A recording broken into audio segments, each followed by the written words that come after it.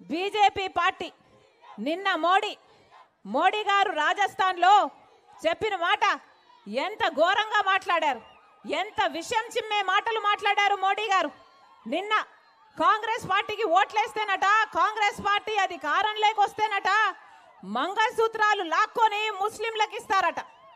ఇది ఎక్కడ భాష, ఇది ఎక్కడి ద్వేషం? ఎందుకని ఏ మంగళసూత్రాల గురించి మాట్లాడుతున్నాడు మోడీ గారు? రాజస్థాన్లో మాట్లాడిన మాటలు మోడీ గారు విషం చిమ్మే మాటలు, ద్వేషాన్ని నింపే మాటలు. ఏ రాజశేఖర రెడ్డి గారు బీజేపీని వ్యతిరేకించారో అదే బీజేపీ పార్టీ ఈ రోజు వరకు కూడా తీరు మార్చుకోలేదు. బీజేపీకి తెలిసిన రాజకీయం వల్ల మతం పేరుతో చిచ్చు పెట్టాలి, ఆ చిచ్చులో ఆ మంటలో వాళ్ళు చలి కాచుకోవాలి. ఇదే బీజేపీకి తెలిసిన రాజకీయం. అందుకే రాజశేఖర రెడ్డి గారు బీజేపీని వ్యతిరేకించారు. బీజేపీకి తెలిసిన రాజకీయం ఒక మతాన్ని అవమానించాలి, ఇంకో మతాన్ని రెచ్చగొట్టాలి. ఇదే బీజేపీకి తెలిసిన రాజకీయం. అందుకే రాజశేఖర రెడ్డి గారు బీజేపీ పార్టీని అంతగా వ్యతిరేకించారు. అదే మాటలు మళ్ళీ ఈ రోజు వరకు కూడా మోడీ గారు ఎంత దారుణంగా ఒక ప్రధానమంత్రి స్థాయిలో ఉన్న వ్యక్తి ద్వేషాన్ని, అసూయను ఎన్ని నింపుతూ, ఎంత విద్వేషాన్ని నింపుతూ మంగళసూత్రాలు తెంచి ముస్లింలకు ఇస్తుందంట కాంగ్రెస్ పార్టీ. ఏ మంగళసూత్రాలు మోడీ గారు? మీరు ముఖ్యమంత్రిగా ఉన్నప్పుడు, గుజరాత్లో మీరు ముఖ్యమంత్రిగా ఉన్నప్పుడు గోద్రా ఘటనలో ఎన్ని మంగళసూత్రాలు తెగాయి మోడీ గారు? సమాధానం చెప్పాలి. మీరు ప్రధానమంత్రిగా ఉన్నప్పుడు మణిపూర్లో ఎన్ని మంగళసూత్రాలు తెగిపోయాయో మోడీ గారు సమాధానం చెప్పాలి. ఈయన మాట్లాడేది ప్రజల శ్రేయస్సు గురించి, ఎప్పుడూ ఆలోచన లేదు ప్రజల గురించి.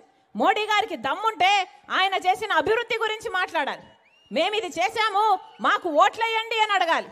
మోడీ గారికి దమ్ముంటే 2 కోట్ల ఉద్యోగాలు ఇస్తామన్నాడే సంవత్సరానికి. ఇప్పటికి 10 సంవత్సరాలు అయింది మోడీ గారు ప్రధానమంత్రి అయి. అంటే 20 కోట్ల ఉద్యోగాలు ఇచ్చి ఉండాలి. మన రాష్ట్రానికి ఎన్ని వచ్చాయి? 1 కోటైనా వచ్చాయా?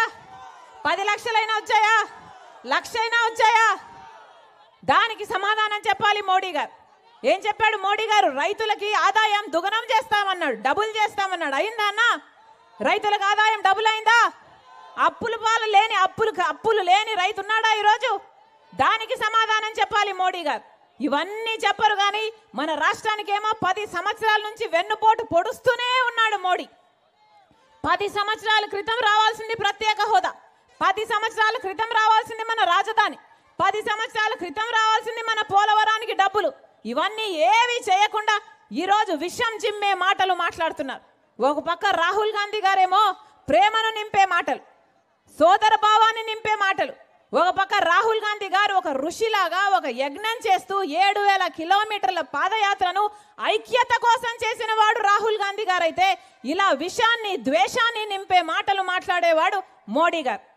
ఎవరికి ఓటేస్తారో, ఎవరు ప్రధాని కావాలో మీరే నిర్ణయించుకోండి. మన